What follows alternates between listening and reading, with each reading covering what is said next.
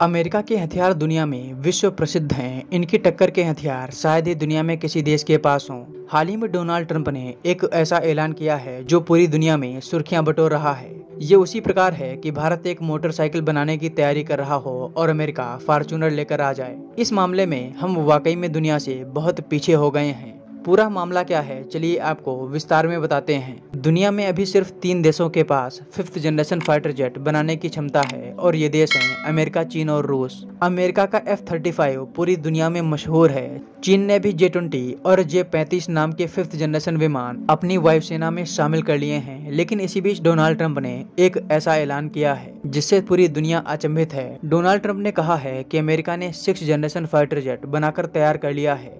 At my direction, the United States Air Force is moving forward with the world's first 6th generation fighter jet. Number 6, 6th generation. Nothing in the world comes even close to it. And it'll be known as the F-47. The generals picked a title. ये विमान America की company Boeing बनाएगी। वहीं America के F-35 को अमेरिकी company Lockheed Martin ने बनाया था। डोनाल्ड ट्रंप ने खुद लाइव आकर इस विमान के बारे में जानकारी दी है। अभी दुनिया में किसी भी देश के पास ये टेक्नोलॉजी नहीं है। भारत तो इस मामले में बहुत पिछड़ गया है। भारत अभी तक एक 4th जनरेशन के विमान का इंजन तक नहीं बना पाया है।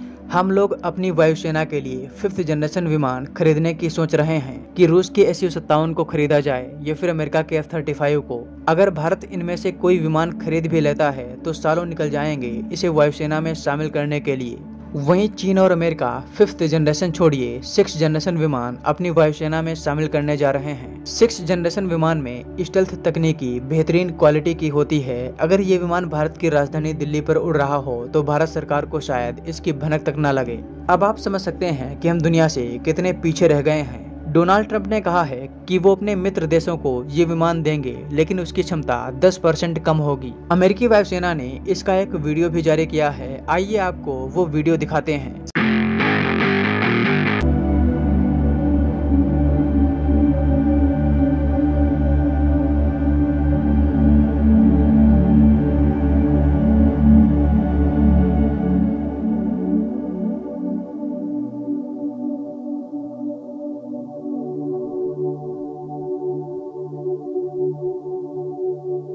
सबसे इंटरेस्टिंग बात यह है कि डोनाल्ड ट्रंप के इस ऐलान के बाद चीन ने भी अपना 6th जनरेशन विमान हवा में उड़ाया है और ये बताने की कोशिश की है कि हम अमेरिका से ज्यादा पीछे नहीं हैं। सबसे ज्यादा दुख अपने देश को देखकर लगता है कि हम कितना पिछड़ गए हैं। जहां चीन और अमेरिका जैसे देश विकास की नई बुलंदियों को छू रहे हैं, वहीं हम लोग अभी औरंगजेब की कब्र को लेकर लड़ाई कर रहे हैं।